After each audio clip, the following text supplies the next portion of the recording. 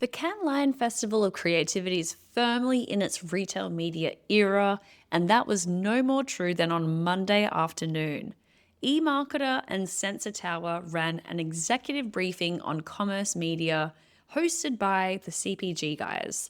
I was on the closing analyst panel and sat in a couple of briefing sessions earlier in the afternoon. A lot of the conversations were about what is holding retail media back from all it could be.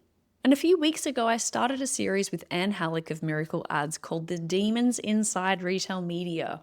The argument being that the biggest threats to retail media in 2026 are internal, not the AI and tariffs stuff that everyone's bracing for. 2 sessions at this event were in effect a room full of analysts arriving at the same place through different doors. Let's jump in. Sarah Marzano, who is the VP and Principal Analyst covering commerce media at eMarketer, opened with a forecast. US retail media is going to pass $100 billion in ad revenue by 2029. And that is the same year that growth is going to start dipping into single digits for the very first time. Her read is that the channel has the top line traits of a mature ad medium, but a lot of unevenness underneath because players hit scale at very different speeds. Another sobering number came from eMarketer's survey of retail media network leaders run with Bain.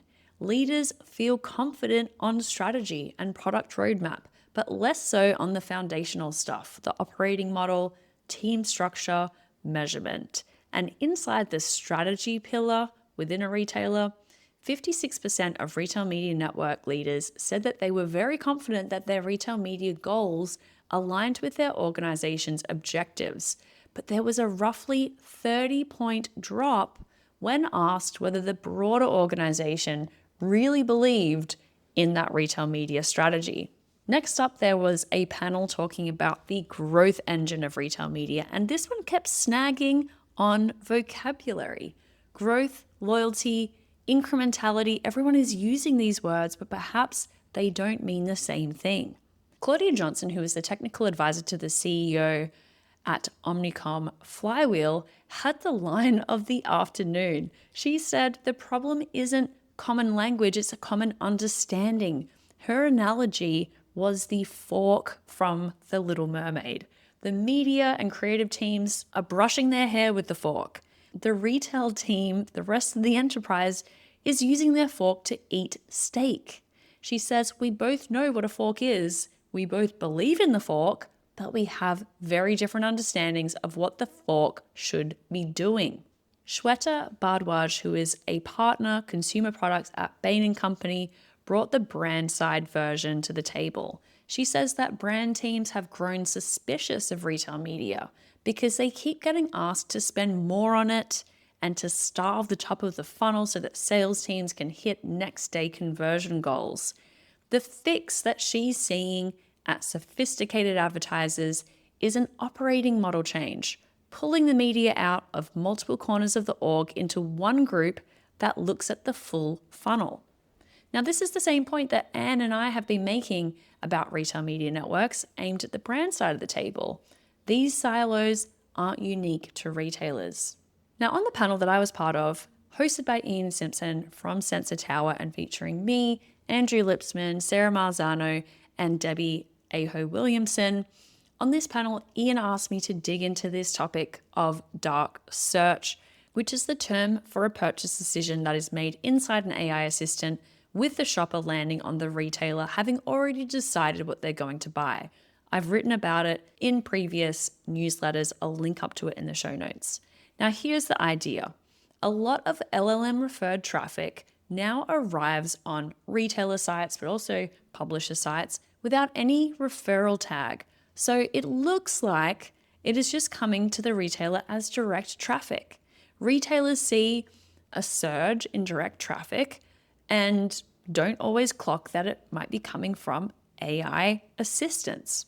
And a growing share of LLM referred users are landing straight on a product page.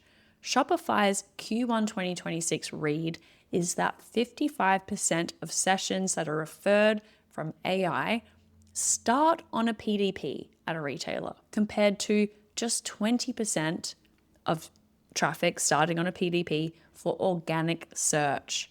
And what this means is that the decision got made somewhere that the retailer and brand never touched or influenced. Now, Andrew Lipsman from Media Ads and Commerce pushed on this framing. His point, elaborated on a blog post that I'll share in the show notes as well, is that it might be dark from an analytics view, but it's not truly dark. Panel-based data like sensor towers can show you the visit that preceded the visit. You might lose the UTM tagging granularity, but not necessarily the whole picture. His argument is that the core gap is in attribution, not in whether the behavior can be observed at all. And those are different problems with different fixes.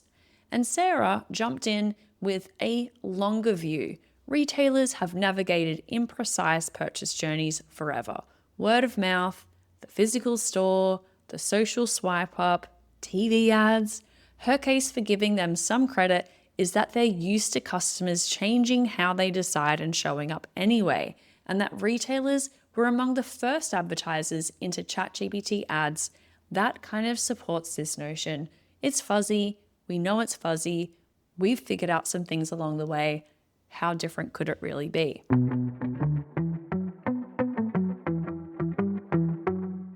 Miracle Ads is the ad tech solution trusted by Rakuten and over 50 global enterprise retailers.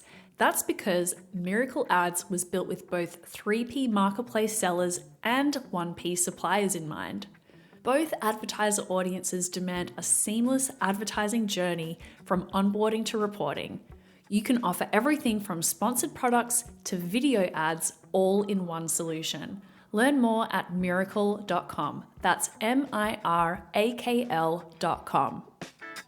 Now, on AI, of course, this group of analysts didn't agree. I think that was kind of the point of bringing us all together. Andrew and I have been running this debate in public for months. His reality check that he most recently posted is the most recent volley back to me. His position is that most of what gets called agentic commerce isn't agentic at all. We could call it advanced search or AI-assisted shopping. Personally, I'm fine with that. Agentic means autonomous decision-making, and he doesn't see humans wanting to hand over the middle of the funnel where we build conviction in a purchase. He cites data about Amazon's Rufus assistant, saying that this is evidence of the case. Amazon sessions convert at a 21% baseline, which rises to 58% for sessions including 11 or more Rufus queries. There is a link here. More AI querying, more conversion, not less. And he calls this an evolution, but not a revolution. Now, Debbie Aho Williamson, who writes an excellent blog called The AI Ad Economy, sat in the other chair, the self-described vegan at a barbecue, the AI person in a room full of retail media people. And her example that she shared this morning was she was in France. She woke up this morning with a red swollen eye. She asked ChatGPT for help.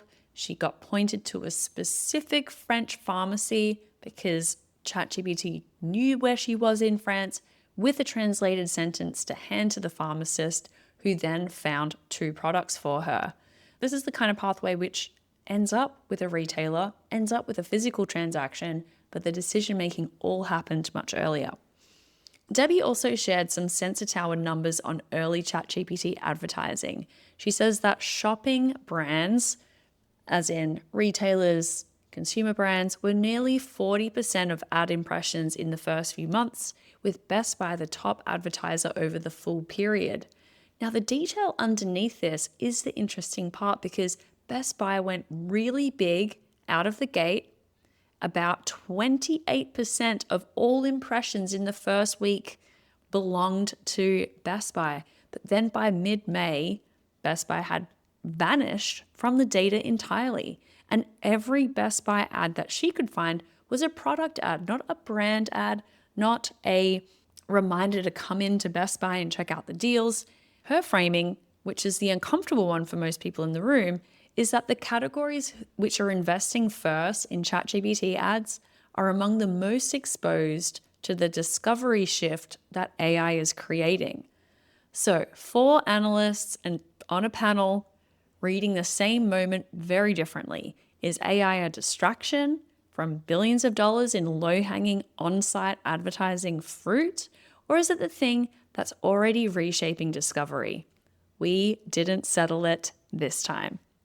Thanks for listening. I'll catch you soon.